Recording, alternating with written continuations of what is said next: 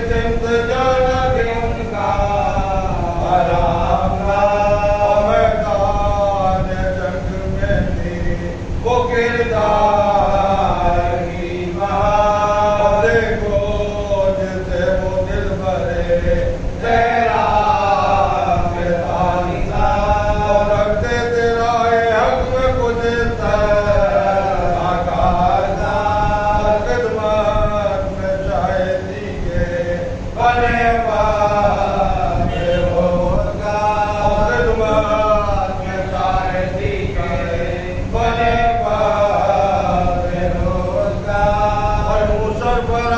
کر دیا رمضے غلام رونے لگا امام ان کو سلام کو آنے لگا امام ان کو سلام کو وہ جو نواب بھانو اودھ کا غلام تھا وہ سب کو ہے حیات کا نقش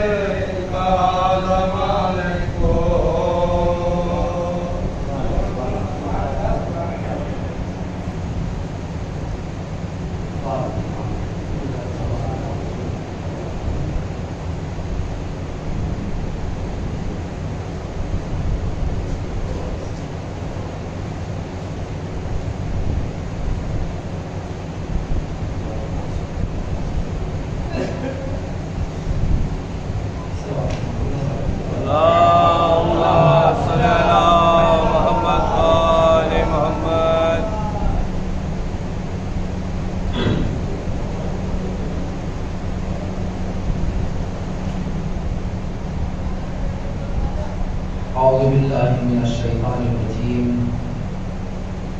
بسم اللہ الرحمن الرحیم الحمدللہ رب العالمین الصلاۃ والسلام علی اشرف الانبیاء والمرسلین سیدنا و نبینا ابی القاسم محمد صلی اللہ محمد آل محمد وعلی اہل بیتہ الطیبین الطاہرین المعصومین المنتخبین المنتجبین ولعنۃ الدائمۃ علی اعدائہم وغاصب حقوقہم ومنکر القضاء الیہم اجمعین. اما بعد فقد قال اللہ تبارک و تعالی فی محکم کتابہ الحکیم اعوذ باللہ من الشیطان الرجیم بسم اللہ الرحمن الرحیم یا ایھا الذین آمنوا قوا انفسکم واہلیکم نارا. صلوات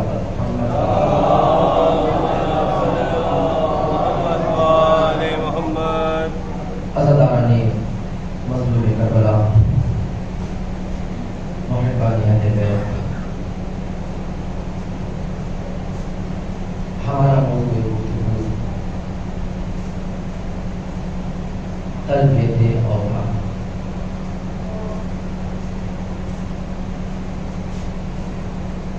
خداوند عالم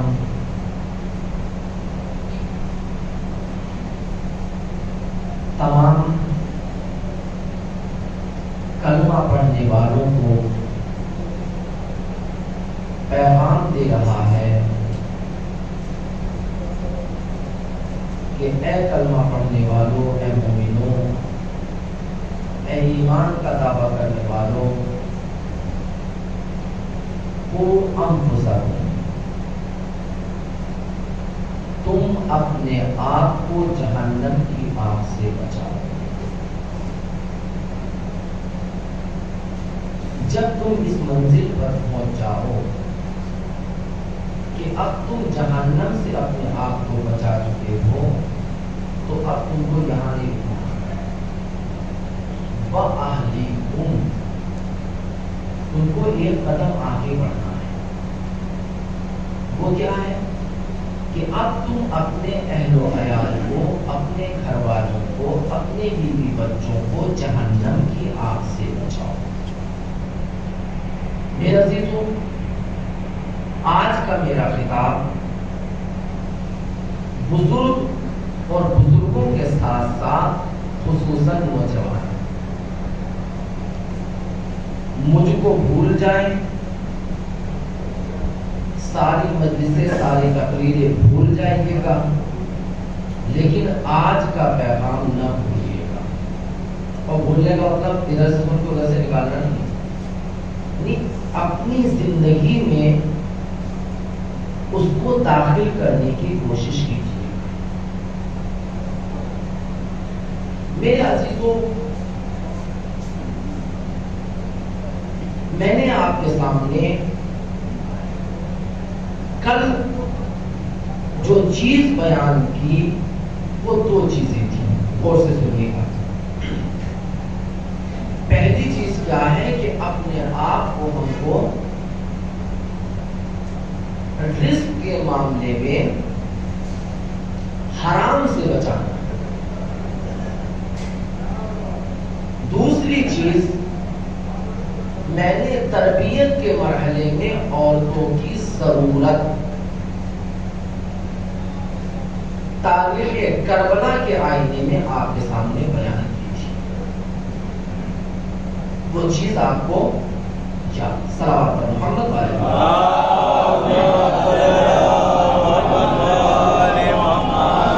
میں نے آپ کے سامنے بیان کیا کہ جتنا رزق میری آپ کی قسمت میں لکھا ہے، خدا نے مقدر کر دیا ہے، اتنا رزق مجھ کو مل کر رہے گا. اگر پوری دنیا بھی چاہے کہ وہ رزق مجھ کو نہ ملے تو یہ ہو نہیں سکتا. میں یہ ابتداءً بات اس لیے بیان کروں تاکہ جو میرے نوجوان ابھی تک نہیں آئے وہ آ جائیں، پھر میں ان سے گفتگو کر سکوں. محمد والے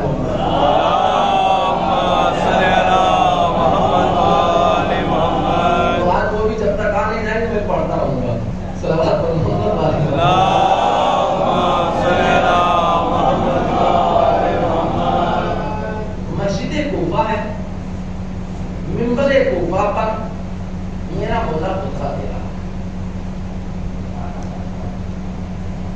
خطبے کے دوران میرے مولا نے پیغمبر کی ایک حدیث بیان کی جس میں میرے مولا نے اعلان کیا کہ ہمارے پیغمبر نے ارشاد فرمایا، رسول نے ارشاد فرمایا کہ انسان کے قسمت میں جتنا اس کا رزق لکھا ہے جب تک وہ مل نہیں جائے گا مر نہیں سکتا، اور وہ رزق اس تک پہنچتا رہے گا۔ اچھا یہ بھی عجب ستم ظریفی ہے کہ مولائے کائنات کو ایسے ایسے سر پھرے ملے ہیں، صلوات اللہ،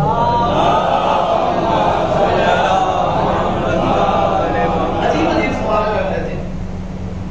مولا کہہ رہے مجھ سے کچھ لوگ کہہ رہے بتائیے میرے سر کے بال کتنے ہیں؟ خطیب کا جو ہے محمد ارشاد فرمایا کہ اگر میں تمہارے سر کے بال بتا کے دوں گا اتنے ہیں تو کیا تم جیت لو گے؟ صلوات اللہ، عجیب عجیب باتیں۔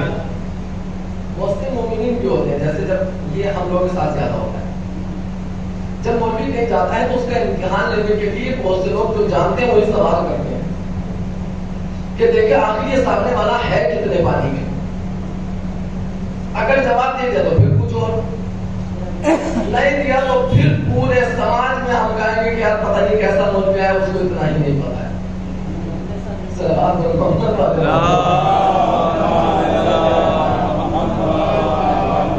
میرے ساتھ ایسا نہیں ہوا، بالکل بے فکر ہے۔ ہم لوگ یہ بھی بدقسمتی ہے کہ اگر بیچارہ مولوی کوئی بات کہتا رکھتے ہیں کہ اس کے ساتھ یہ بڑی عجیب، یعنی ہم لوگ عجیب کشمکش میں رہتے ہیں۔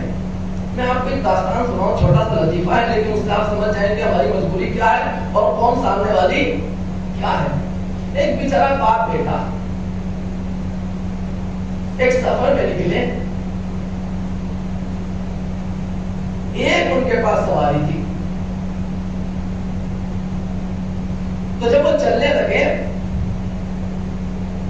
تو بیٹے نے باپ سے کہا کہ بابا جان آپ سواری کے اوپر بیٹھیے، میں لگام پکڑ کے آگے آگے چلتا ہوں، آپ باپ ہے میں بیٹا ہوں۔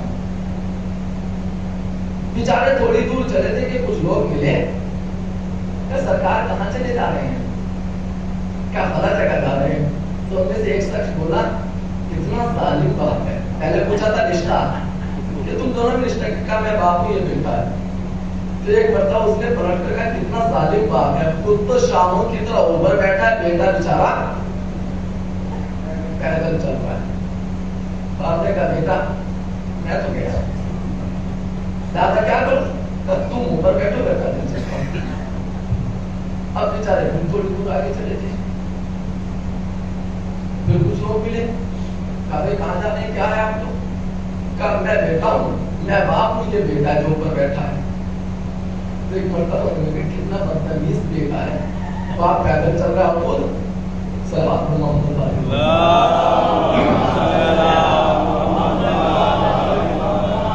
بیٹے نے کہا بابا جان، کہا پھر کیا، چلو دونوں کے دونوں بیٹھ جاتے ہیں۔ ابھی کچھ دور چلے تھے پھر کو سن لے، کہا بھائی کہاں جا رہے ہیں، یہ اوپر کھاپڑ زمین، یہ اونچ نیچ، یہ وہ، کہ کتنے ظالم ہے دونوں کے دونوں، ایک بیچارہ مرا ہوا سا جانور، اس کے اوپر دو ہٹے کھٹے جوان بیٹھے ہیں۔ کہا بیٹا یہ تو گئے، ہم ہو گئے ظالم جو ہو گیا بیچارہ۔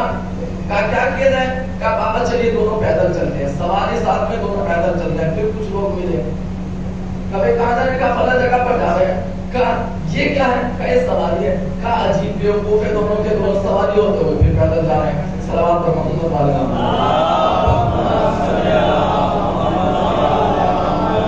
اب بتائیے بیچارے یہ دونوں ماں باپ کرے تو کیا، یہ بیٹا اور باپ کرے تو کیا کرے؟ باپ بیٹھے تو بے رحم، بیٹا بیٹھے تو بدتمیز، دونوں بیٹھے تو ظالم، نہ بیٹھے تو بیوقوف۔ اب ان کے پاس بچا کیا؟ بالکل وہی حالت آج ہم مولویوں کی ہے، بے ہے، کوئی فرق نہیں ہے۔ اگر بیچارہ تبلیغ آ کر کرے گا ساری مجلس بیکار کر دی، اگر فضائل آ کر پڑے کل کنہیں لوگوں نے بیکار رکھا ہے، اپنے قوم کو کچھ بتاتے ہی نہیں ہے۔ پر محمد والے محمد.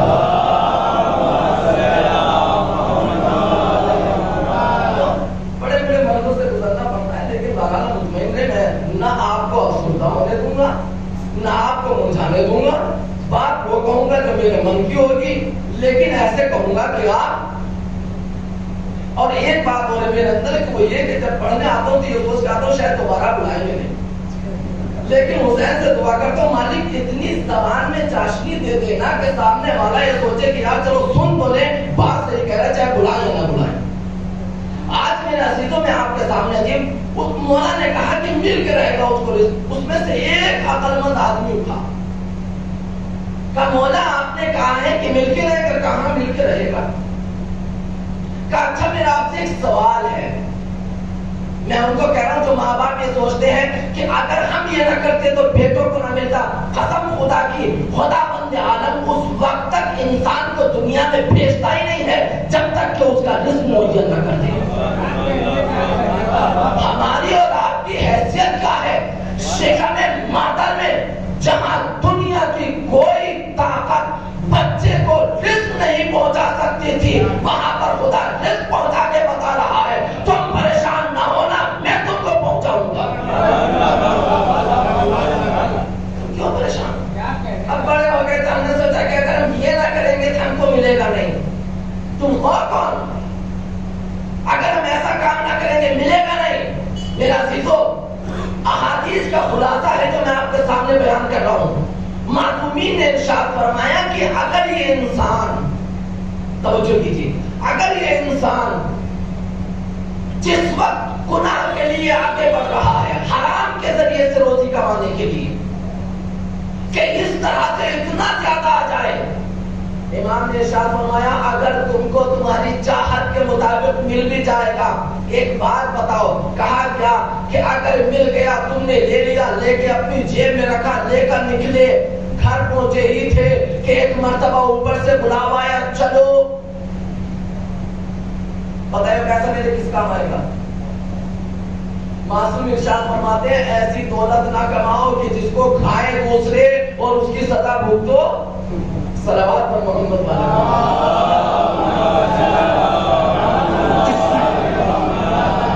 اس نے کہا مولا میرا ایک سوال ہے. کہاں بھائی بولو کیا سوال ہے تمہارا؟ کہ مولا میرا سوال یہ ہے کہ اگر ہم کسی انسان کو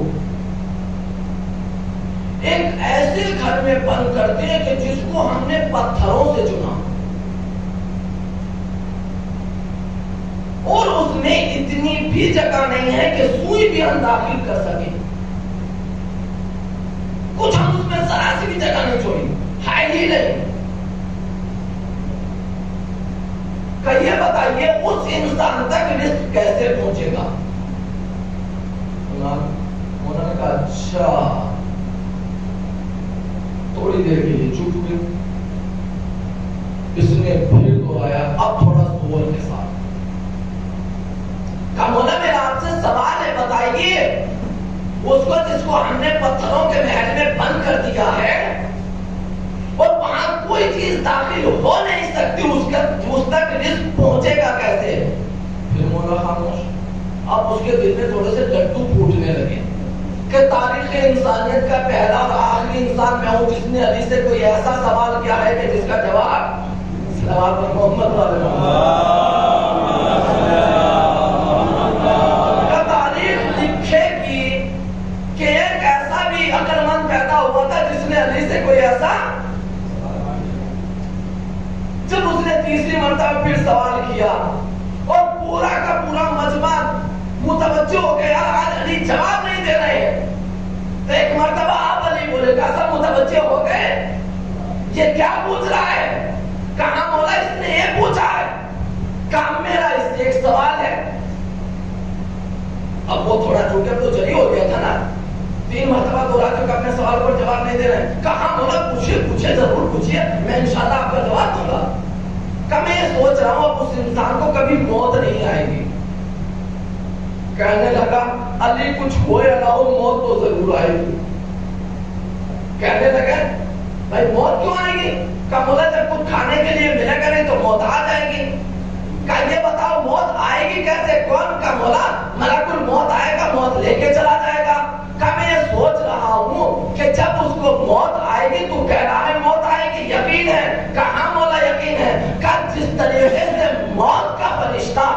بند گھر میں پہنچ سکتا ہے، اسی طریقے سے رزق کا فرشتہ بھی اس گھر میں پہنچے گا۔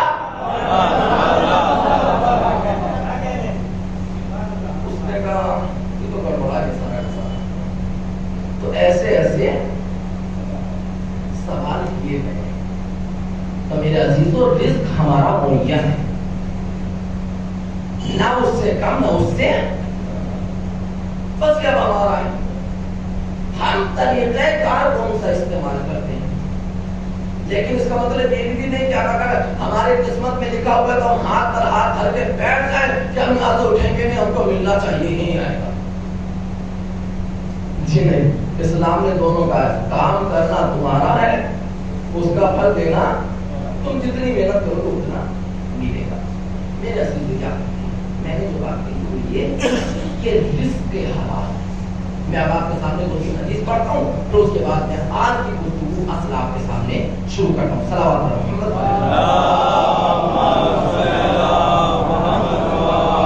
اور غور کے ساتھ سنیے گا۔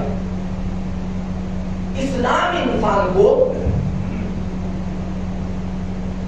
بھکاری نہیں بنانا چاہتا، اسلام مسلمان کو ہاتھ پھیلانے والا نہیں بنانا چاہتا۔ اسلام کا حکم جتنے بھی احکام ہیں آپ دیکھیے ہر جگہ پر ملے گا، صدقہ دو، خیرات دو، خمس نکالو، زکات نکالو، یہ کرو وہ کرو، یہ سب کیا ہے؟ اچھا خمس کا واجب ہوتا ہے صلوات محمد والے محمد، خمس واجب کب ہوتا ہے؟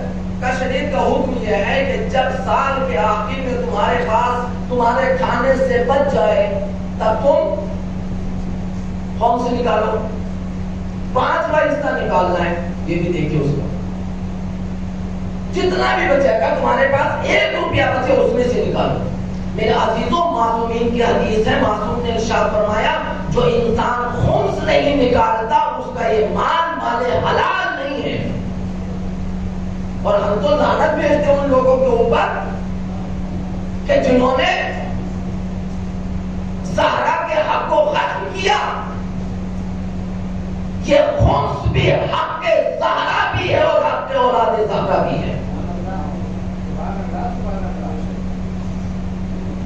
آپ میں اپنے دربار میں جا کو میں نے کتنا کیا، آپ اپنے آپ کو دیکھیں، کسی کو کوئی کہنے کی ضرورت۔ میرے عزیزوں بہت غور سے ساتھ سنیں گے، اسلام کبھی بھی یہ نہیں چاہتا کہ تم فقیر بنو، اسلام کہتا تم خود سے نکالو، اسلام کہتا تم زکات دو، اسلام کہتا ہے تم صدقہ دو، اسلام کہتا ہے تم خیرات کرو، اسلام کہتا ہے اگر تمہارے سامنے کوئی بھوکا جائے تم اس کو کھلاؤ۔ یعنی کیا مطلب؟ اسلام کا یہ قانون ہر ایک کے لیے ہے۔ اس نے کہا کہ ہر مسلمان نکالے، ہر مسلمان یہ کام کرے، ہر مومن یہ کام کرے۔ اس کام کرنے کا مطلب کیا ہے؟ یعنی اسلام ہم سے کہہ رہا ہے کہ اسلام کی خواہش تم سے یہ ہے کہ تم اتنا کماؤ، اتنا کماؤ، اتنا کماؤ کہ تم خود بھی کھاؤ، اپنے بیوی بچوں کو بھی کھلاؤ، اپنے گھر والوں کو بھی کھلاؤ، جب اس سے بچ جائے اب دوسروں تک پہنچاؤ۔ تو اسلام دینا سکھاتا ہے، مانگنا نہیں سکھاتا۔ اسلام دینا سکھاتا ہے، مانگنا نہیں سکھاتا۔ اب اگر کوئی کسی کا حق ختم کر کے بیٹھ جائے تو پھر یاد رکھنا وہ حرام ہے، حرام۔ اسلام کہتا ہے تم کام کرو، محنت کرو، کوشش کرو، یہ کرو وہ کرو۔ اب میں حدیث آپ کے سامنے پڑھنا چاہتا ہوں، صلوات محمد والے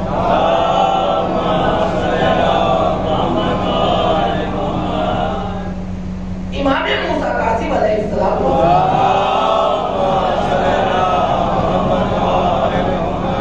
ارشاد فرماتے ہیں، چونکہ آج یہ میرا اصل وہ ہے اور اس سے میں ایک پیغام دینا چاہتا ہوں آپ کو، جو کہ تربیت اولاد میرا موضوع ہے، جو پہلی بنیاد ہے جو مردوں سے متعلق ہے۔ دو چیزیں آج میں آپ کے سامنے، ایک دونوں بنیاد آپ کے سامنے رکھوں گا۔ پہلے حدیث سنیں، یا داؤد ان الحرام لا ینمی، صحابی ہے امام کا، اے داؤد یاد رکھو حرام ذریعے سے حاصل کی جانے والی دولت میں کبھی ترقی نہیں ہوگی، کبھی وہ بڑھے گا نہیں۔ اس نے کہا مولا آپ کیسی بات کر رہے ہیں، ہم نے تو دیکھا جو حرام کے ذریعے سے کماتا ہے ان کی یہاں بلڈنگیں کھڑی ہو جاتی ہیں، ان کے یہاں یہ ہو جاتا، ان کے وہاں وہ ہو جاتا ہے، یہ وہ. اس نے دکھانا شروع کر دیا. مولا نے کہا تم نے سمجھا نہیں؟ میں نے کہا کہ اس کے بعد ارشاد فرمایا وَإِنَّمَا یہ الگ ہے.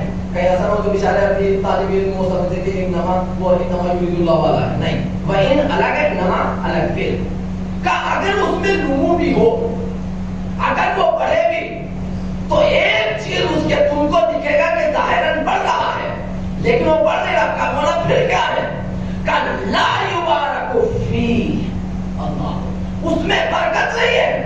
مولا برکت نہیں کا مطلب آپ دیکھ لیجئے آج جتنے بیچارے غریب ہیں رات کو جب اپنے گھر پر ٹوٹے پھوٹے گھروں میں جاتے ہیں بالکل آرام سے خراٹا لے لے کے سوتے ہیں، کوئی ٹینشن نہیں. لیکن جس کے پاس جتنی دولت بڑھتی جاتی ہے اتنی ہی اس کی صلوات اور محمد والے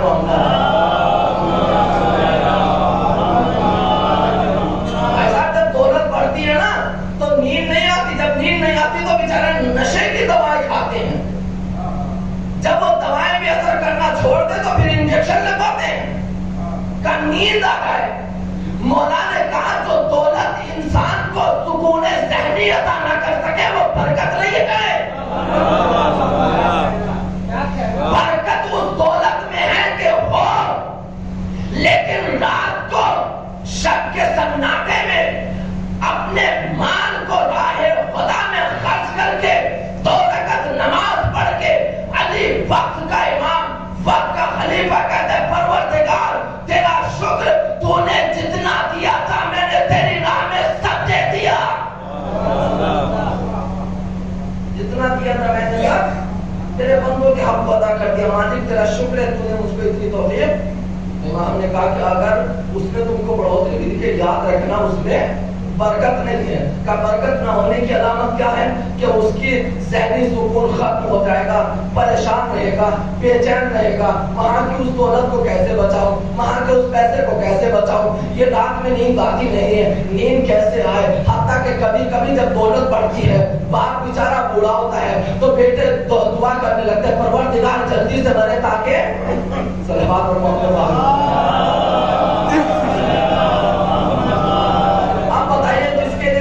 بچے دعا کرنے لگے پروردگار جلدی جائے. وہ برکت ہے کہ صلوات پر محمد ہمیشہ تو میں اس میں نہیں. وما انفقه ابھی جملہ سنیں، وما انفقه لم یؤجر علیہ. حرام کے ذریعے سے کمائی جانے والی دولت کو اگر انسان میرے راہ میں بھی خرچ کرے گا تو یاد رکھنا اس کو مجھ سے کوئی اجر ملنے والا نہیں ہے. آپ نے پیسہ کمایا، بہت پیسہ ہو گیا حرام کے ذریعے سے، کام مولا حسین کی مجلس کی جائے، مجلس میں ایک سے ایک تبرک بانٹا جائے، مجلس ایسے کی جائے، یہ بھی لگایا جائے وہ بھی لگایا جائے تاکہ دنیا کو پتا چلے کہ میں بھی ہوں کچھ. امام نے ارشاد فرمایا سب سے پہلے جو انسان دکھانے کے لیے کام کرے بروز محشر خدا کہے گا، جب وہ کہے گا پروردگار میں نے اتنا خرچ کیا تھا، پروردگار میں نے یہ کیا تھا، پروردگار میں نے مسجد بنوائی، پروردگار میں نے امام باڑہ بنوایا، پروردگار میں نے یہ کیا، پروردگار میں نے وہ کیا، وہ سب کہاں چلا گیا؟ تو آواز پروردگار آئے گی تو نے میرے لیے نہیں کیا تھا، تو نے دکھاوے کے لیے کیا تھا، جن کے لیے کیا تھا انہیں سے جا کے لے لے، میرے پاس کچھ نہیں ہے. سب یہ رہ جائے گا. امام نے کہا کہ اگر وہ اس کو خرچ بھی کرے گا تو اس کو کچھ ملنے والا نہیں ہے. فما خلفه كان زاده الى النار. اللہ اکبر. اور جو چھوڑ کر مرے گا استعمال تو دوسرے کریں گے، لیکن یہ جو زیادہ بچا ہے جو وہ کھا نہیں سکا، امام نے کہا جتنا ہے اتنا ہی کھاؤ گے، اس سے ایک رتی بھر سے زیادہ. آپ بتائیے بہت سے موتے کئی مہینے کوما میں پڑے جاتے ہیں، مرے نہیں ہیں، جا رہے یہ قتل اندر پہنچایا گیا کیوں؟ اس کا اس لیے کہ بھیم کا یہ رزق. اور جو بیچاروں نے دولت کمائی تھی وہ ساری کی ساری کہاں جا رہی ہے؟ ایک دن کا اتنا ہزار جا رہا ڈاکٹر کے پاس، امام ارشاد فرماتے ہیں مجھے تعجب ہے اس انسان کے اوپر کہ جو اس کے کسی عزیز کی تھوڑی دیر کے لیے جان بچاتا ہے، اس کو کہتے ہیں صاحب ڈاکٹر صاحب بتائیے کیا ہے، بچ جائے گا کہ نہیں بچ جائے گا، آپ یہ بھی لے لیجئے، صاحب وہ بھی لے لیجئے، آپ یہ کر دیجئے، صاحب وہ کر دیجئے۔ جو تھوڑی دیر کے لیے تم کو حیات دینے کی کوشش کرے پھر بھی یقین نہیں کہ تم کو بچائے گا، تم پوری کی پوری دولت اس کے اوپر اٹھانے کے لیے تیار ہو۔ امام ارشاد فرماتے ہیں اگر تم اتنا ہی یقین اس مالک کے اوپر کر کے اس کے بعد کے اوپر عمل کرو تو پھر کبھی بھی ایسے امراض میں مبتلا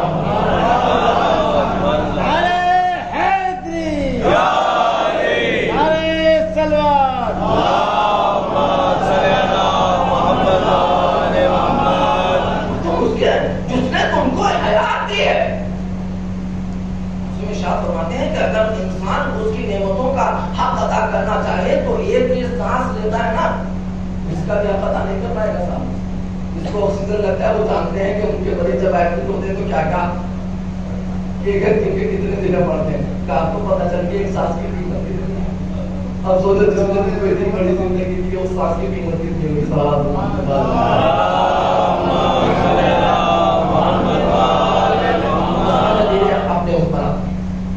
امام نے ارشاد فرمایا کہ سنو، ہم یاد نہیں پڑھنا، چھوڑ دے اس۔ امام نے ارشاد فرمایا کہ حرام کے ذریعے سے اگر انسان ایک لقمہ حرام بھی کھاتا ہے، ایک لقمہ کھائے تو اس کے کچھ اثرات ہیں۔ پہلا اثر یہ ہے کہ 40 دن تک، ایک لقمہ کھانے کے بعد جو اس کے ذہن میں گیا، 40 دن تک اس کی دعا قبول نہیں ہوگی۔ صلوات پر محمد علیہ وسلم۔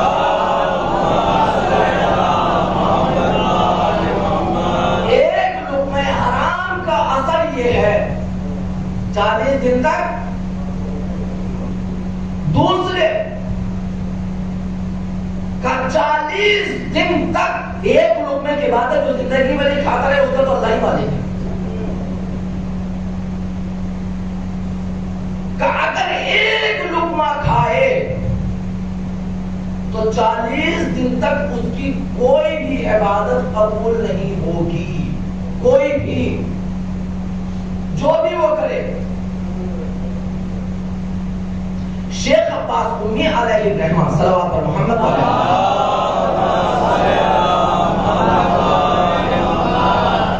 کہتے ہیں کہ میں حمدان میں سفر پر گیا، وہاں پر اپنے ایک دوست کے یہاں مہمان ہوں۔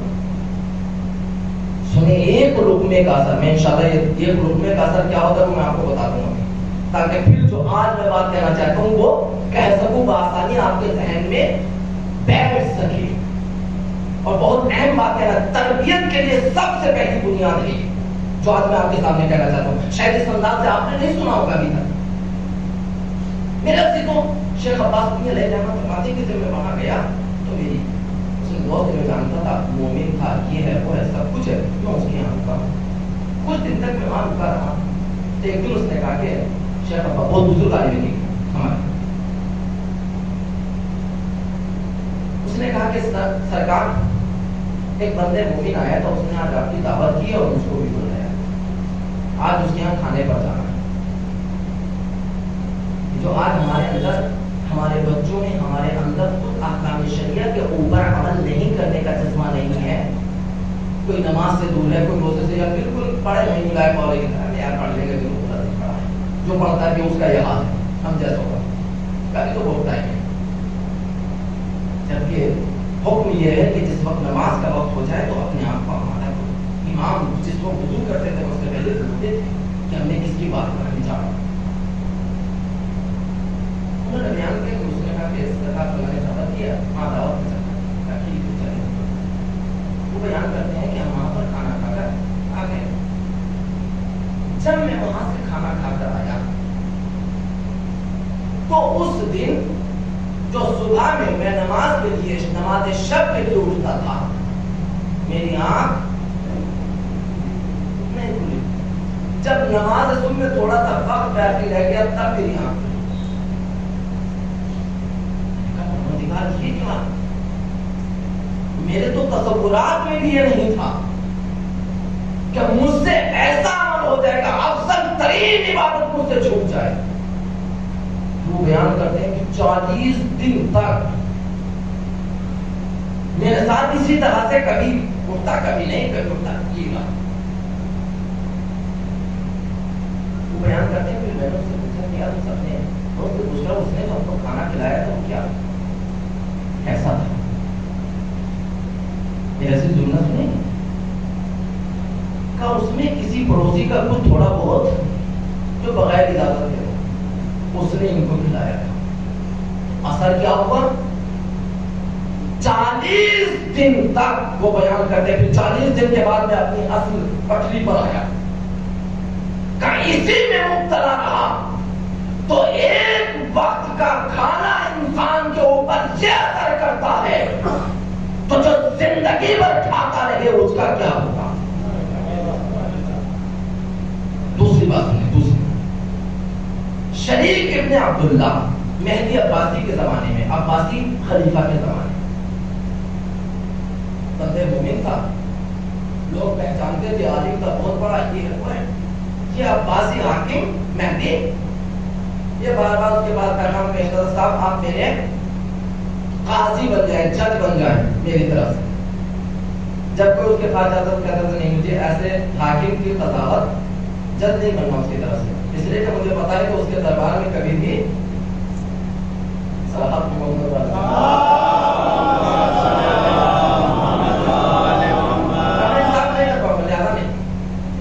جب 2-3 مرتبہ پیغام بھجوایا تو ایک دن دوسرا پیغام بھجوایا کہ اچھا ایسا کرو تم میرے بچوں کے استاد بن جاؤ. اس نے کہا یہ بھی نہیں ہو سکتا، تو جیسے ظالم کے بیٹوں کا میں استاد بنوں، مجھ کے ایسا آدمی سے رابطہ ہی نہیں رکھا. تو ایک دن اس نے اپنے سپاہیوں سے کہا کہ اس کو پکڑ کر دربار میں لے کر آؤ. میں اس کے اوپر اتنی مہربانی کر لوں میری بات ہی نہیں سنتا. کا دربار میں لایا گیا تھا. جب دربار میں لائے گا تو بادشاہ نے کہا کہ دیکھو تمہارے سامنے 3 راستے ہیں، ان 3 میں سے ایک قبول کرو نہیں تو کام تمام. کہا کیا؟ یا تو جج بنو یا میرے بچوں کے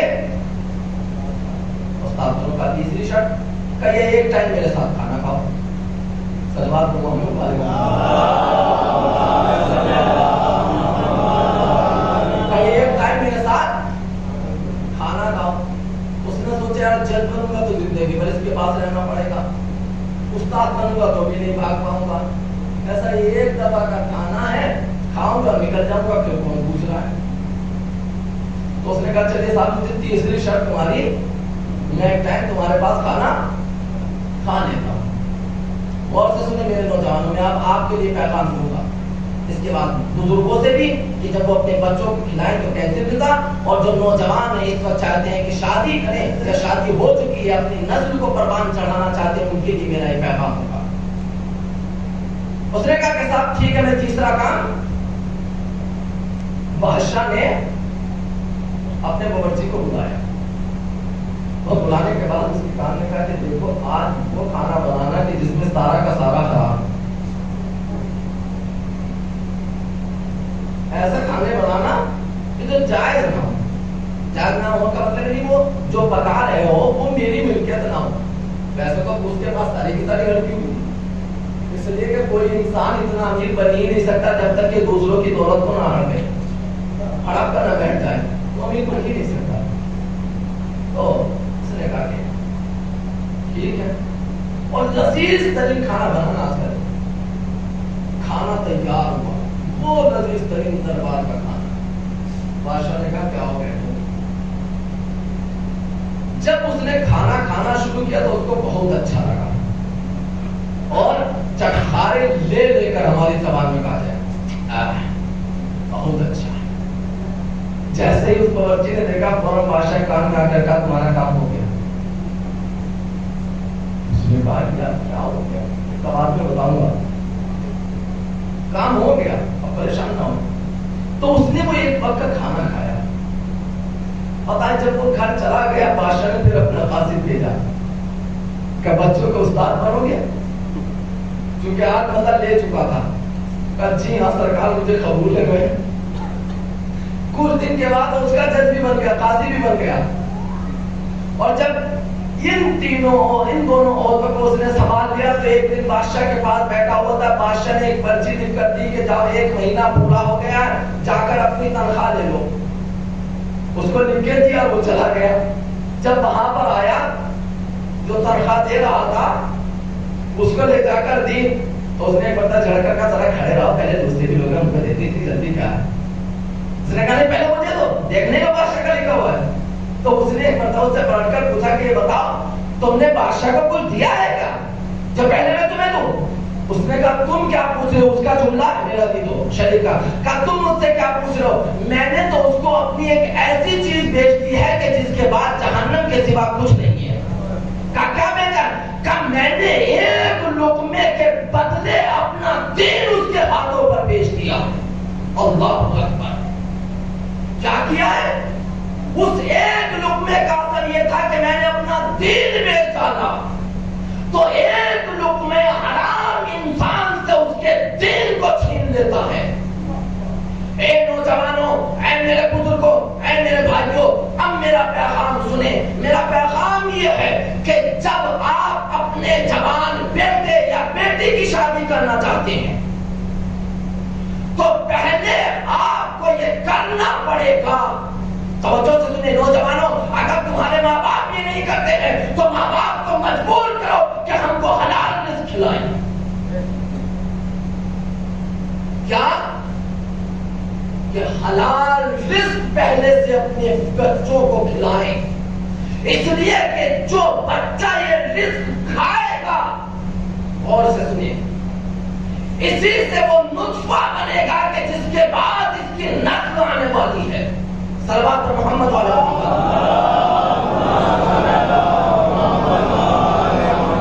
دو چیزیں، ایک بیج صحیح ہونا چاہیے، دوسرے زمین صحیح ہونا چاہیے. یہ نسل جو ہے کھیتی کی مانند ہے صاحب. میں انشاءاللہ اس کی طرف وضاحت کروں گا، اتنا زیادہ وقت بھی نہیں میرے پاس میں زیادہ وضاحت کروں. لیکن پہلا کام کہ اس طرح سے حلال رزق کھائیں کہ اب جو انسان کے اندر جس سے نسل آگے بڑھے وہ حلال کے ذریعے سے بنے. اس لیے کہ حرام کے ذریعے سے خود معصوم نے کہا کہ 40 دن تک اس کی دعائیں قبول نہیں ہوں گی، اس کی کوئی عبادت قبول نہیں ہوگی. تو تمہارا کام ہے حلال رزق کھانا. قسم خدا کی اگر حلال رزق کھا کر اس شریعت کے اس کام کے لیے آگے بڑھو گے تو یہ ہو ہی نہیں سکتا کہ بچہ نافرمان پیدا ہو جائے. اللہ اکبر. کہ اگر نقلی بیج ڈالو گے تو اصلی پیداوار نہیں ہوگی. یہ بیج ہے، ہماری نسل کی بنیاد ہے. پہلے اس کو درست کرنا ہے. دوسرے جس زمین اور کھیتی کے حوالے میں نے کل ایک جملہ کہا تھا، آپ یہ نہ سوچیں کہ ہم کو بہو اچھی ملے، میری بیوی اچھی آئے. نہیں، پہلے کوشش یہ کرو کہ ہم دوسرے کو بہو اچھی دیں، بیوی اچھی دیں، خود بخود ہم کو اچھی ملنے لگی. اب حدیث سنیں، 2-3 حدیثیں پھر میں انشاءاللہ ان کی کل وضاحت کروں. صلوات پر محمد والے محمد.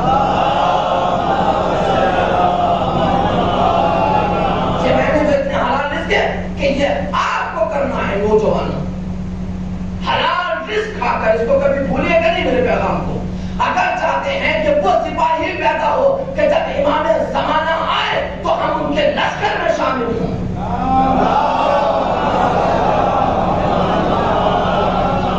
ہمارے بچے ان کے لشکر میں شامل ہوں.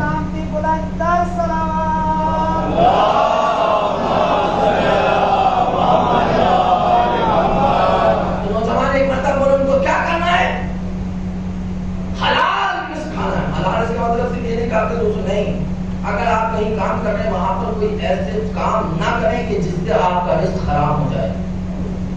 ایک حرام کام ہوتا ہے، مثلا شراب بیچ کر وہ خود ہی حرام ہے، جو اس سے پیداوار ہے وہ بھی.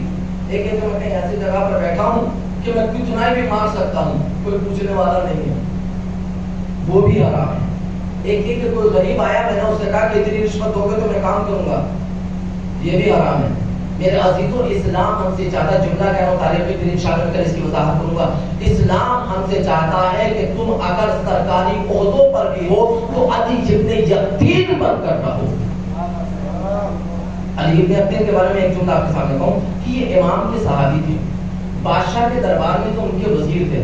انہوں نے کہ مرتبہ کہا مولانا مجھے اجازت دے دی, میں طالب کی یہاں نوکری نہیں کر سکتا. تو مولانا نے کہا کہ تم کو اس وقت تک رہنا ہے جب تک تم ہمارے شیعوں کی مدد کرتے ہو, مظلوم انسانوں کی مدد کرتے ہو. اگر تم کسی عہدے پر ہو تو تم ایسے بنو کہ تم غریبوں کی, اسیروں کی, مجبوروں کی, بیواؤں کی مدد کرو. جب تک تم یہ عمل کرتے رہو گے خدا تم کو پسند کرتا رہے گا. تو اگر آپ کسی عہدے پر ہیں, اگر آپ کسی مقام پر ہیں تو پھر وہ رول ادا کریں کہ جو علی ابن یقین نے ادا کیا تھا. اور قسم خدا کی جب آپ وہ کردار ادا کریں گے تو پھر امام کہتے ہیں تمہاری جان کی حفاظت ہم دیتے ہیں. امام نے ان سے کہا تم ایک وعدہ کرو, تم ہمارے شیعوں کے غریبوں کی مدد کرو گے, ہم تم سے 3 وعدے کرتے ہیں. کہا مولا کیا وعدے ہیں؟ کہا پہلا وعدہ تو یہ سنے, جب بات آ گئی تو پہلا وعدہ تو یہ ہے کہ کبھی تمہاری موت حادثاتی موت نہیں ہوگی, کسی حادثے میں تم نہیں مرو گے. کا دوسرا وعدہ ہم یہ کرتے ہیں کہ کبھی تم قید و بند میں مبتلا نہیں ہوگے. تیسرا وعدہ ہم کرتے ہیں کہ تم جنت میں جاؤ گے. تمہاری جان کی حفاظت ہم کریں گے. بتائیں جتنے درباری تھے سارے کے سارے ان کے دشمن رہتے تھے. کب ان کو قتل کیا جائے, سب نے آ کر کہا سرکار آپ ان کو جانتے ہیں, وہ شیعہ ہیں, وہ یہ ہیں امام فلاں کے جاننے والے ہیں اور ایسے ہیں ویسے ہیں, آپ نے ان کو دربار میں سب سے بلند مرتبہ دے رکھا ہے. صلوات پر محمد علیہ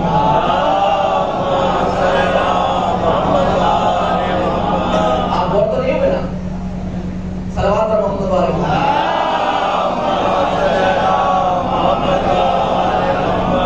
آوازیں بلند نہ رہے. صلوات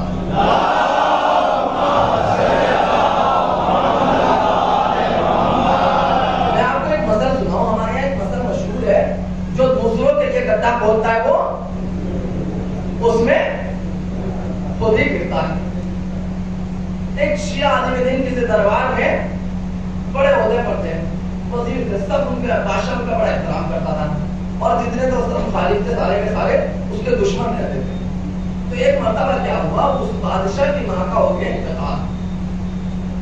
تو بادشاہ تو ویسے بھی بیچارے کو رہتے ہیں جو وزیروں نے سمجھا دیا وہی, تو وہ سارے کے سارے آئے جو کہ تازہ تازہ بیچارہ مسلمان ہوتا. انہوں نے کہا کہ سرکار آپ کو ایک بات پتہ ہے؟ کہاں بتائیے. پرسہ دینے کے بعد ماں کا کہا کہ سرکار اصل میں آپ کو پتہ ہے کہ اسلام کا قانون ہے کہ جب انسان مر جاتا ہے تو پہلی رات قبر میں اس سے کچھ سوال کیا جاتا ہے. کہاں میں نے تم لوگ کی زبانی سنا ہے, کہاں سنا ہے, کہاں کا حضور. اور آپ کو ایک بات اور بتا دیں ہم کہ وہ سوال جو فرشتے کریں گے وہ عربی میں کریں گے. وہ سوال جو وہ کریں گے وہ عربی میں کریں گے, اور جو آپ کی والدہ گرامی ہیں ان کو عربی آتی نہیں ہے. کافر کا حضور ہمارے درمیان جو سب سے زیادہ اچھی عربی جانتا ہے وہ فلاں صاحب ہیں. آپ ان کو ماں کے ساتھ قبر میں دفن کر دیجئے تاکہ آپ کی ماں کی طرف سے وہ جواب دے سکے.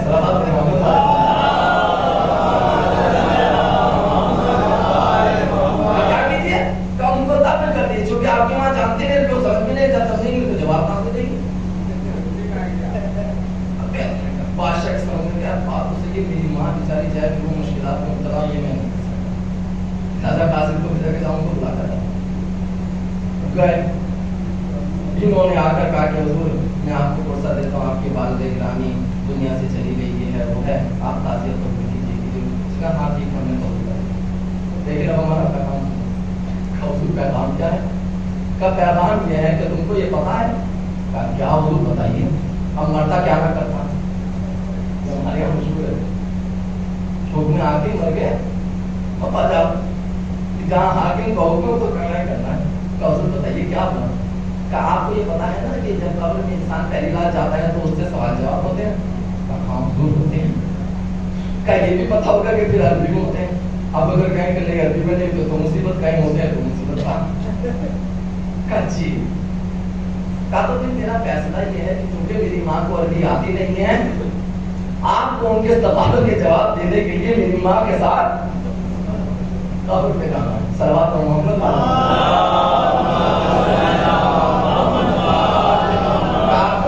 ان کے ساتھ قبر پہ جانا ہے.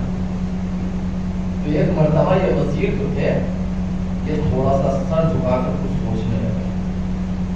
بادشاہ نے کہا سوچ کیا رہے ہو؟ کیونکہ اس کو پتا تھا کہ میں جو بھی سوال کرتا ہوں بغیر کسی اس کے فوراً جواب دیتے ہیں. وہ سر جھکائے رہے, تھوڑی دیر خاموش ہے. اس نے کہا میں نے کیا کہا ہے تجھے, تم نے سنا نہیں؟ وہ پھر سر جھکائے ہوئے. جب تیسری مرتبہ بادشاہ نے کہا تو ایک مرتبہ بولے کہا حضور آپ بات تو ٹھیک کر رہے ہیں لیکن میں ایک بات اور سوچ رہا ہوں. کہا وہ کیا؟ کیونکہ ان کو پتا تھا کہ کوئی ایسی بات. کہا حضور اصل میں یہ سوچ رہا تھا آپ کی ماں اتنے سال زندہ رہی, انہوں نے کچھ تھوڑا بہت کھایا ہے, جو کچھ کیا صرف ان کے بارے میں چند سوال ہوں گے. ہاں یہ تو بات ہے, اس لیے لیکن آپ ہیں اس پوری مملکت کے بادشاہ, تو آپ سے صرف آپ کے بارے میں تو سوال ہوں گے نہیں. ہاں بات ہے. کہا آپ سے کیا؟ آپ سے آپ کی حکومت کے بارے میں بھی پوچھا جائے گا, آپ سے آپ کے کردار کے بارے میں بھی پوچھا جائے گا, آپ سے آپ کے عوام کے بارے میں بھی پوچھا جائے گا, آپ سے اس کے بارے میں پوچھا جائے گا, آپ سے اس کے بارے میں, ہزاروں چیزوں کے بارے میں آپ سے پوچھا جائے گا. کہاں بات تو تمہارے سے یہ پوچھا جائے گا بھائی. کہ حضور اصل میں یہ سوچ رہا تھا اتنی دیر سے کہ جو آپ کی ماں سے سوال ہوں گے وہ چند سوال ہوں گے, ان سوالوں کے جواب کوئی بھی چھوٹا موٹا مولوی دے دے گا.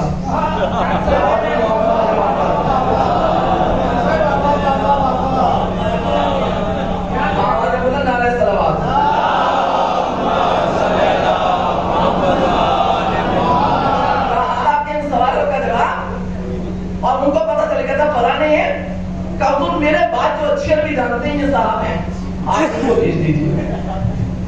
اور جب آپ مریں گے تو آپ کے ساتھ قبر میں میں جاؤں گا. میں یہ محرم نہیں سے صلوات محمد والے.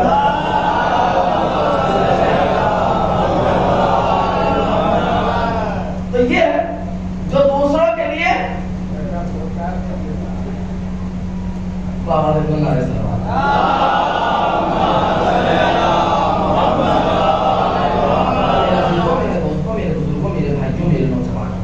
میرے اس پہلے پیغام کو یاد رکھیں, آپ کو حلال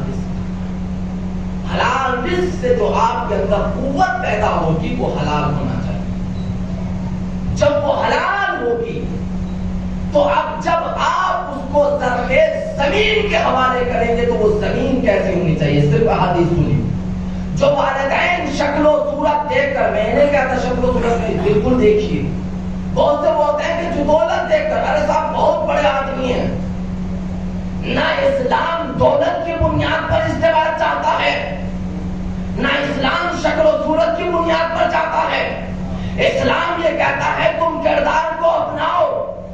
اگر دولت نہیں ہے تو دولت بھی ملے گی, اگر شہرت نہیں ہے تو شہرت بھی ملے گی, اگر حسن نہیں ہے تو خود بخود حسن بھی ملے گا.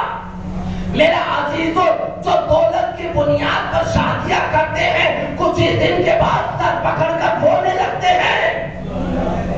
اور جملہ میں کہہ رہا ہوں, اکثر و بیشتر معصومین کی ازواج مطہرات جن سے غیب معصومین پیدا ہوئے ہیں وہ زیادہ تر کنیز تھیں. صلوات پر محمد والے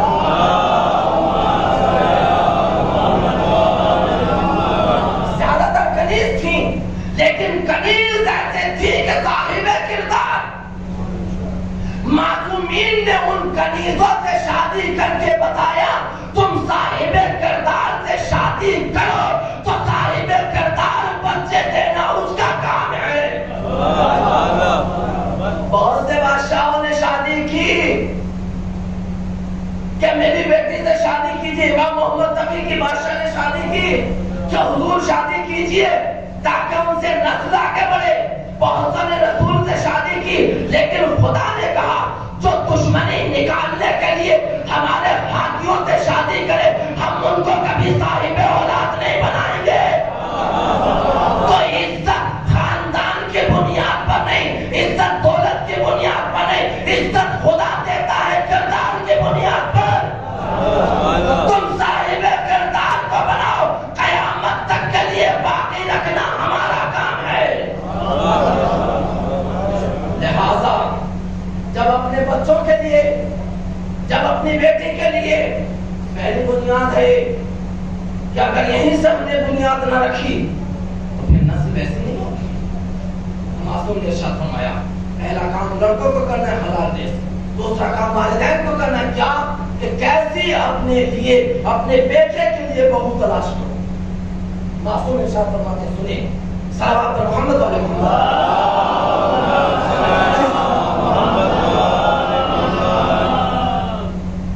پیغمبر اکرم حضرت محمد مصطفیٰ صلی اللہ علیہ وسلم وقت نہیں ہوئے نا، ہاں تو پھر صلوات پڑھے محمد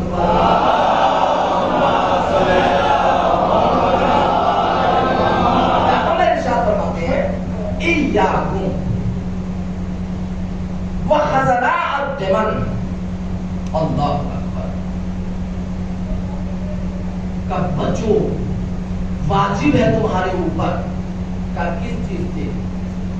کا کوڑی پر اگنے والی سبزیوں سے۔ آپ نے دیکھا ہوگا جہاں پر گوبر کوڑی یہ سب پڑا رہتا ہے، جہاں پر لوگ گاؤں دیہات میں لوگ بھیتر جاتے ہیں گاؤں دیہات میں، کہ جو کھیت بستی سے زیادہ قریب ہوتا ہے وہ لوگ جا کر وہاں پر اس میں جو بھی چیز ہوتی ہے وہ زیادہ ہری بھری ہوتی ہے۔ صلوات محمد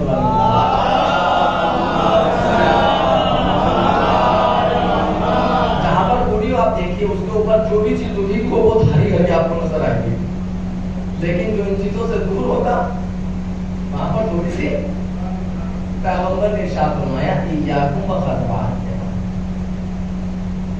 کوڑی پر اگنے والی سبزیوں سے بچو، ان سے پرہیز کرو، ان سے دور رہو، یہ واجب ہے تمہارے اوپر۔ تو بیچارے سامنے والے کے سمجھ میں کیا ہے؟ اس نے کہا یا رسول اللہ، یا رسول اللہ، یا رسول اللہ، ماں وما خزراء الدمن، آپ کی اس کوڑی پر اگنے والی سبزی سے مراد کیا ہے؟ اس لیے کہ آپ بغیر مقصد کے تو کوئی بات بولتے نہیں ہیں۔ میں ایک جملہ کہنا چاہتا ہوں، جو بزم پیغمبر میں بیٹھ کر، جملہ سنیے کہ فصاحتی جملہ ہے جو آپ ایسے سنتے ہیں، جو بزم پیغمبر میں بیٹھ کر پیغمبر کی زبان سے نکلے ہوئے کلمات کو نہ سمجھ سکے وہ قرآن مجید کی آیات کو کیا سمجھے گا؟ کہہ رہے تھے ہمارے لیے قرآن کافی ہے، خواب کافی ہے، تو زبان کی جو پیغمبر کی حدیث کو نہ سمجھ سکے وہ کلام خدا کو بغیر رسول کے سمجھے گا، بغیر حدیث کے۔ یا رسول اللہ آپ کے اس سے مراد کیا ہے؟ اس نے پیغمبر نے کیا جواب دیا؟ پیغمبر نے جواب دیا قال المرأة الحسناء فی منبت السوء، وہ خوبصورت عورتیں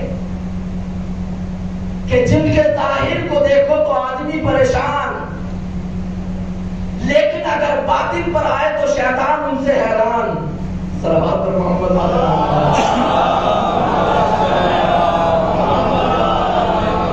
اگر اپنے مرد پر آئے تو شیطان بھی پناہ مانگتا ہے کہ اللہ اکبر، یہ تو مجھ سے بھی کہ ایسی عورتوں سے بچو۔ یعنی کیا مطلب؟ یعنی اپنے بچوں کو، اپنے آپ کو ایسی عورتوں کے حوالے نہ کر دو کہ جن سے جب تمہاری نسل سامنے آئے تو ویسی ہی گندی نسل ہو جیسے گھوڑیوں پر اگنے والی سبزیاں ہوتی ہیں۔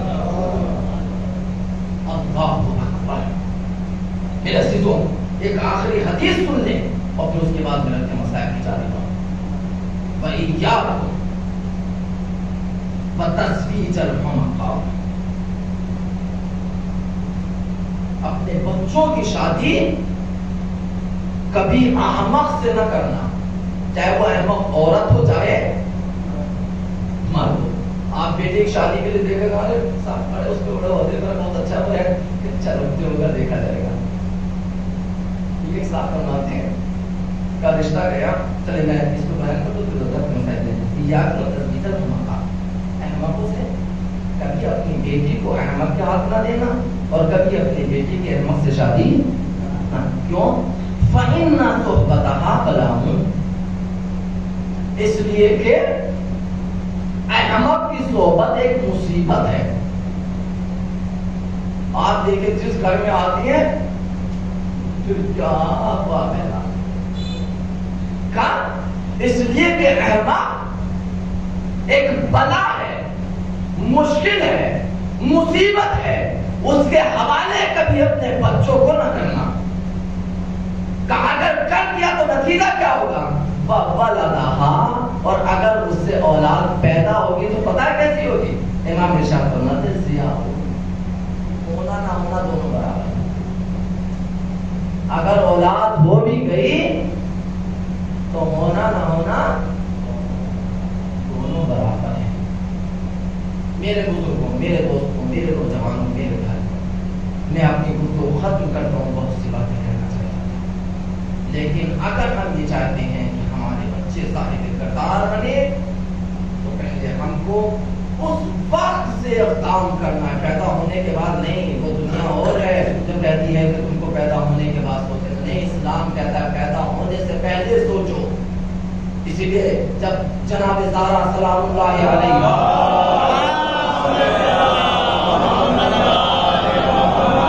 ولادت کا وقت آیا تو پیغمبر جب معراج پر گئے تو تاریخ یہ بیان کرتی کہ پیغمبر نے کہا جب میں وہاں پر گیا تو مجھ کو جنت میں ایک سیب دیا گیا.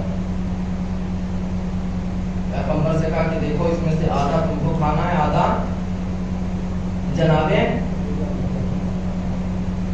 پیغمبر ارشاد فرماتے ہیں کہ اس کے بعد جناب زہرا کا نور میرے سے آپ کو پاکیزہ فضا بولتے ہیں. میرے عزیزو، میرے نوجوانوں، پیغام سنو. حلال و فضا کھانا، جب اپنے لیے شریک حیات کا انتخاب کرنا تو دولت کو دیکھ کر نہ کرنا. قسم خدا کی دولت والے مٹ گئے، ختم ہو گئے، لیکن صاحب کردار کل بھی زندہ تھے، آج بھی زندہ اور قیامت تک زندہ ہے. بڑے بڑے بادشاہ ختم ہو گئے، لیکن جن کا کوئی وجود نہیں تھا صاحب کردار تھے، ان کا نام کل بھی زندہ تھا اور آج بھی زندہ ہے.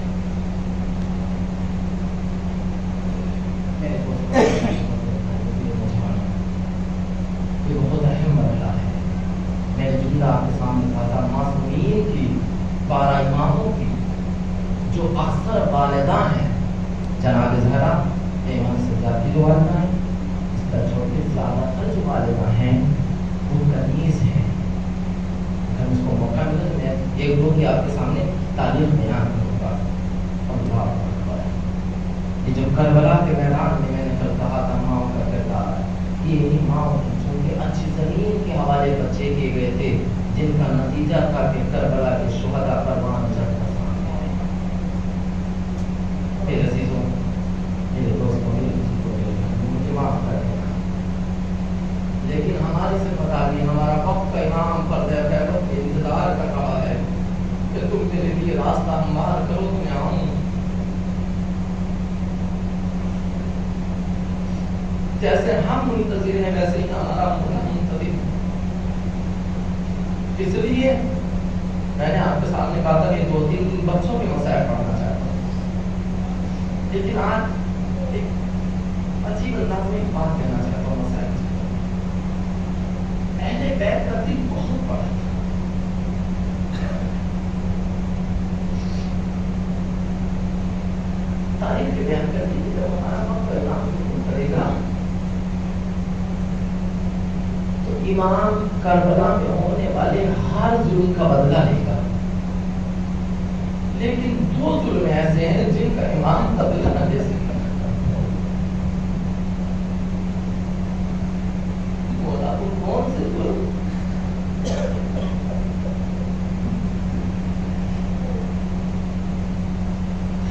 سنے میرے نوجوانوں، سنے میرے عزیزوں، جب ہمارا وقت امام کربلا میں حل ہونے والے ظلم کا بدلہ لے گا، لیکن 2 ظلم ایسے ہوں گے جن کا بدلہ نہ لے سکے گا. کون؟ ایک عورتوں کے سروں سے چھینی جانے والی غذائیں، دوسرے بچوں کے رخساروں پر لگے ہوئے تماچے. امام ان کا بدلہ نہیں لے پائے گا، اس لیے کہ کسی عورت کے سر سے رضا چھین نہیں سکتا، کسی بچے کو تماچے لگا نہیں سکتا.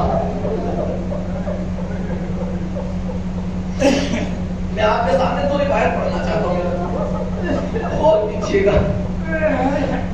جب ان اسیروں کو کربلا سے اسیر کر کے لے جایا گیا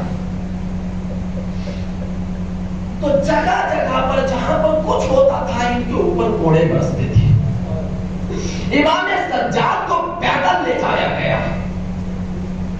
ایک مقام پر قافلہ رکا. میں دو روایت پڑھنا چاہتا ہوں، یہ سید سجاد کی مجبوری اور پھر سید سجاد کی سخاوت. آپ کے سامنے دو روایت پڑھوں گا، انشاءاللہ بہت مسائل ہوں گے، بہت روئیں گے. جب آپ سوچیں گے تب گریا کریں گے انشاءاللہ. اور میں ایک جملہ کہا کرتا ہوں کہ مسائل آنکھوں سے آنسو کبھی کبھی جب نہیں نکلتے تو اس کی وجہ ہمارے گناہ ہوتے ہیں. ہم گناہوں کو کرنا چھوڑیں، ہماری آنکھوں سے خود بخود آنسو نکلیں گے. روایات یہ بیان کرتی ہیں کہ جب یہ اسیروں کا قافلہ چلا ایک جگہ پر جا کر رکا گیا. جب یہ قافلہ رکا سید سجاد بیٹھے، سکینہ آگے بڑھے. پڑھنے کے بعد سید سجاد کے پاس آ کر بیٹھی پیروں کے پاس. بھائی کے پیروں کو دھیرے دھیرے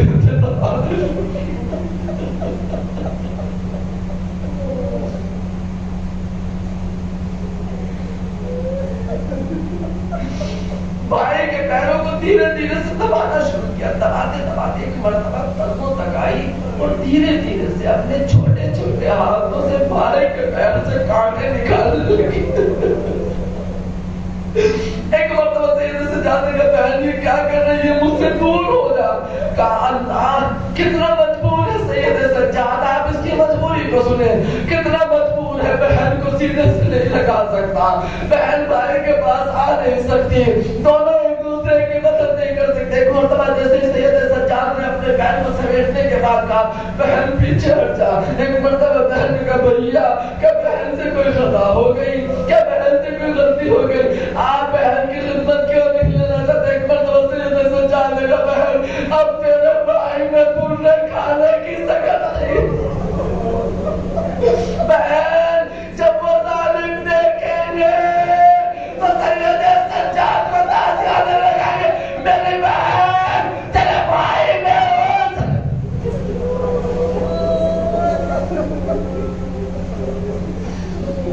سید سجاد وہ ذات ہے.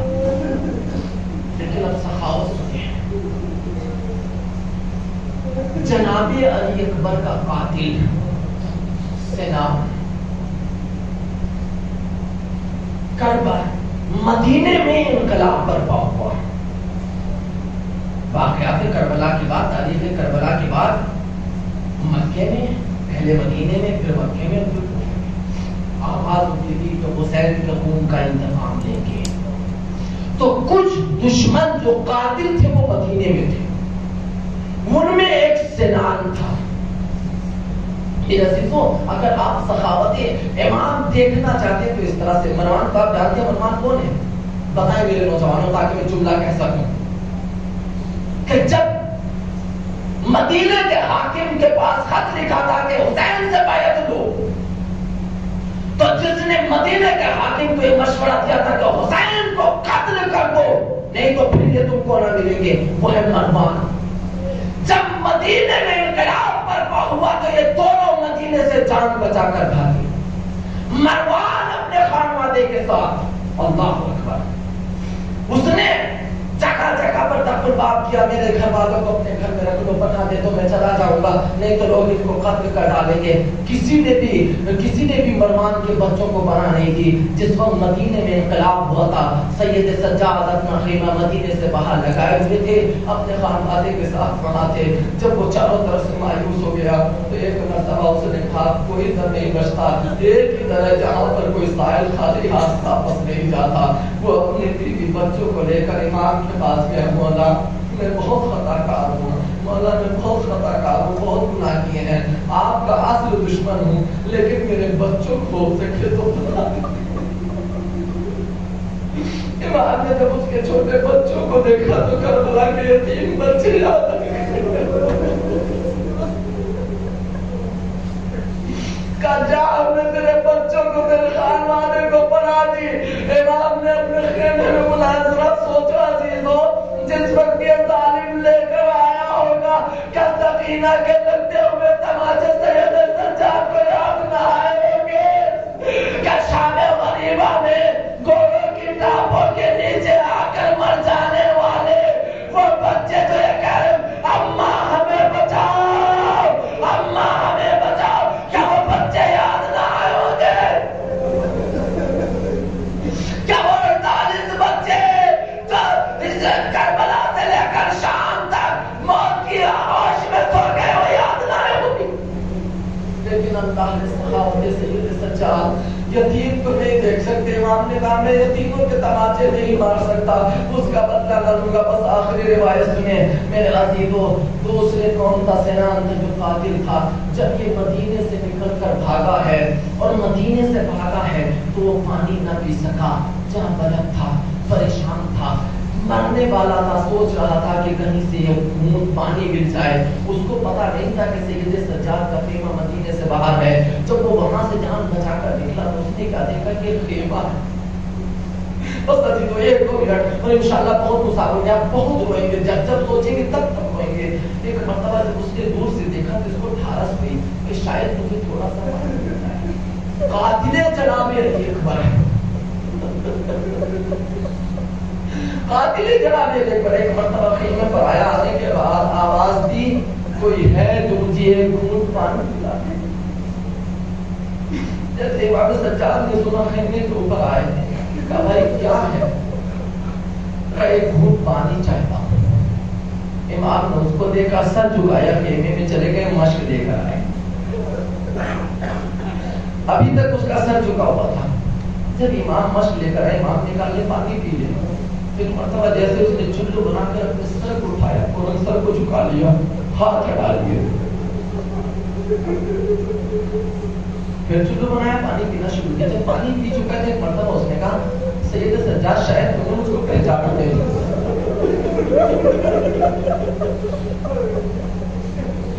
سید سجاد شاید تم نے مجھ کو پہچان نہیں کرتا. میرے مولانا کہا تو یہ کیوں کہہ رہا ہے میں نے تجھ کو نہیں پہچانا؟ کہا اگر پہچان لیتے تو کبھی مجھ کو پانی نہ دیتے. ایک مرتبہ سید سجاد نے اپنے منہ کو پھیرا، پھیرنے کے بعد کا سوال ارے مجھ کو پتا ہے تم میرے کڑیے دیوار پائے علی اکبر کا قاتل ہے، لیکن اب اہل بیت کا کردار یہ ہے کہ جب ہمارے دروازے پر کوئی سائل آ جائے تو مجھے خالی ہاتھ واپس نہیں پلٹاتے.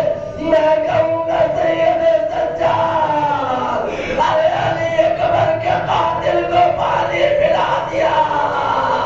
آپ سے قاتل کی پیاس برداشت نہ ہو سکی.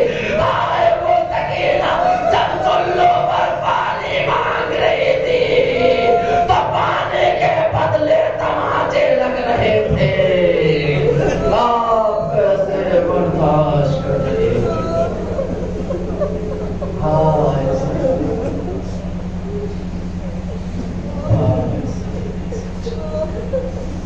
معاف کرے